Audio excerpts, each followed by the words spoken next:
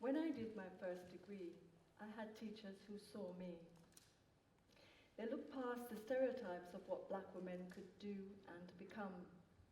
They saw more than a student number. More than a tick in the box for their black students and student of color statistics. More than a figure on the university balance sheet. They saw me, Shirley and Tate, an individual. I was anxious in case I failed, of course. I didn't understand anything I read. I felt I could never, ever write an essay. I wanted to leave in semester 1. They knew that what I was experiencing were the effects of institutional racism and racist microaggressions which created the cold climate in which I had to study. Thinking of my experiences then, I feel the shame and anger wash over me. My teachers knew I had potential. They could feel it. So, with their hard work, trust, knowledge, love, and support, here I am. 35 years later, I still have black students and students of color, BPOC students for short, who want to leave in semester 1. Notice I said BPOC students, not BAME or BME. I use BPOC because that is a clearer reflection of how we identify. BPOC students want to leave because of the cold climate they experience in our university classrooms. Students say things to me like, "No one wants to sit with me because I'm black. My lecturers don't think I can achieve because I'm an Asian woman. The class was on black men and crime. I was the only black man in the room. Everybody turned to look at me. I experience racist microaggressions every day."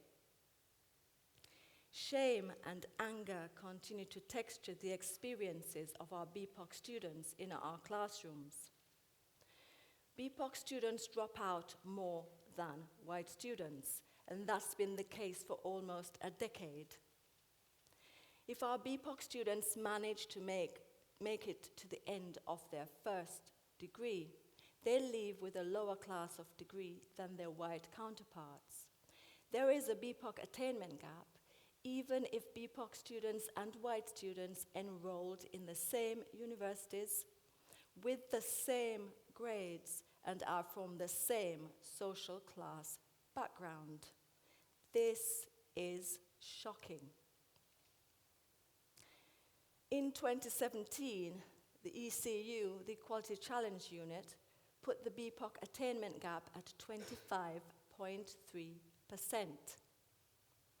I can hear you asking, but why is this our problem?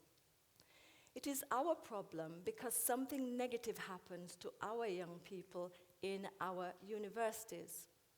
We need to take urgent action against the cold climate that makes them want to leave and hinders their success. The same cold climate caused because of institutional racism and racist microaggressions that I experienced when I was a lot younger. But I can still hear you say, why is that our problem? The BPOC attainment gap has been increasing for almost a decade. Universities recognize it as a problem, academics research it as a problem, but still there is very little sector-wide work done to tackle the BPOC attainment gap. But of course, we're academics. We keep doing more research, more deep dive exercises to find out what the issues really are, even though we know full well what they are already.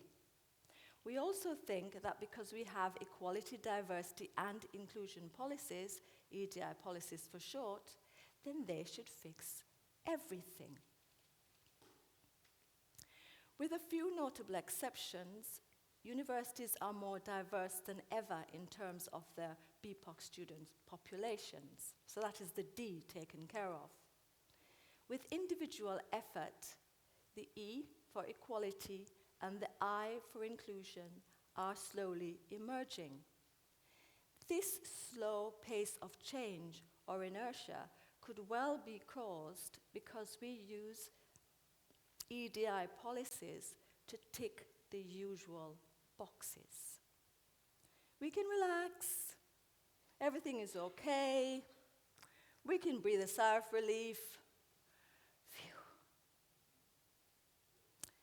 But the BPOC attainment gap tells us everything is not okay.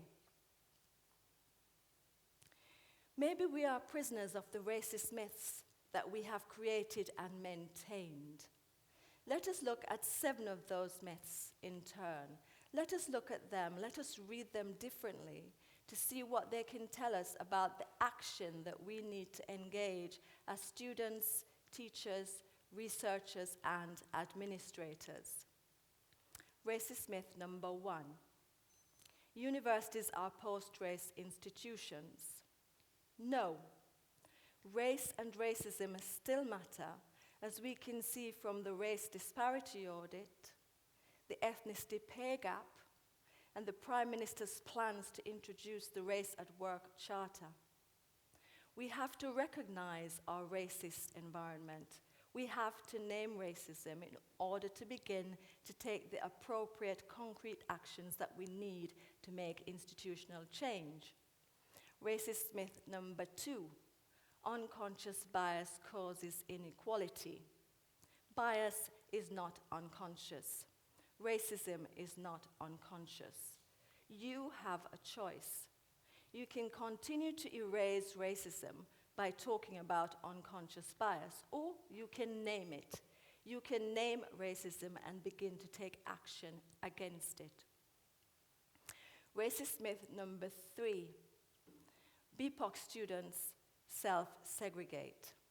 No, BPOC students do not self-segregate. They are marginalized by race and racism, and that is the status quo in our university classrooms. Racist myth number 4, BPOC students do not seek help.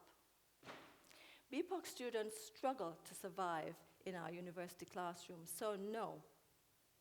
They are entitled to help just like any other student, so you must ask for that help. Racist myth number 5. BPOC students have different cultural learning styles. No. If BPOC students were born and brought up in the UK, educated in the UK, they have a UK cultural learning style. Racist myth number 6. The Eurocentric curriculum is fine. No, the Eurocentric curriculum is not fine. We consciously exclude the work and experience of BPOC scholars. We only give our students partial knowledge, partial learning, and no help at all with their identities. Racist myth number 7. There are few BPOC academics because BPOC students all want to do law, medicine, and dentistry. No, there are few BPOC academics because of the BPOC attainment gap. Students cannot go on to postgraduate study, they cannot get PhDs, they cannot become academics. The BPOC attainment gap continues to reproduce academia as white. These myths, of which we are prisoners, stop us from accepting ourselves and claiming our positions as the teachers that all our students deserve. They stop us from becoming facilitators of their knowledge and learning. They also stop us from transforming our disciplines and our institutions. Like my teachers, we have to engage a politics of small social justice transformations so that we can finally begin to tackle the institutional racism, the racist microaggressions, the racist exclusions that hinder BPOC students' success and makes them want to leave. When we see BPOC students, We have to look past stereotypes of what they can do and become. When we see BPOC students finally as individuals, that is when we will begin to engage our politics of small social justice transformations with which we can begin to tackle the BPOC attainment gap.